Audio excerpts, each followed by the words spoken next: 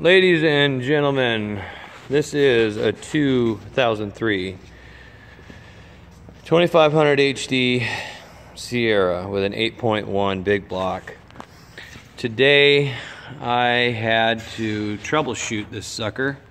It had problem stalling and failure to start. The crank positioning sensor alarm came in. The code read, I think it's what is it, a P0335 perhaps? Let me double check that real quick for you.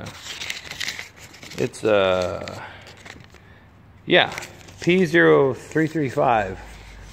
So the sensor, it comes in the truck, looks like this. I have some wax string around the top of it. It's what I tried to use to pull it out. This is a ground, and the way this works is it's a magnetic pickup. It senses your crank position, obviously. And what happens with these is this O-ring here on the bottom dries out, and you can't get this thing out to save your life. So it's in a really, really bad place. I'm going to show you the best I can. If you take a look at this grounding strap here, okay, follow that down to the back of the motor, and you'll see where it sits.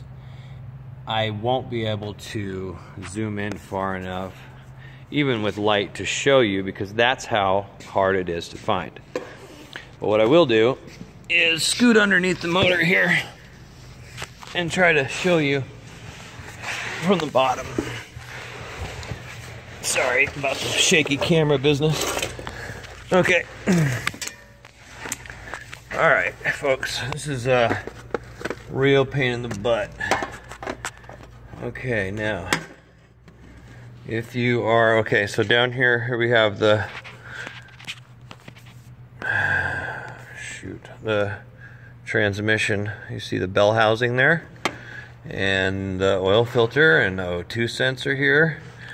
There's no shortage of things in the way, but if you see here, I'll try to get back here. Okay, you see those two studs there with nuts on them? That's a heat shield that you can remove so that you can get closer to the sensor, which is on top of the bell housing.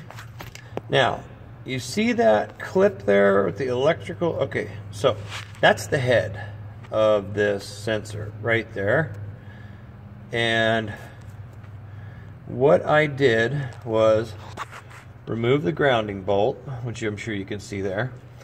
There's a bracket there holding up some tubing.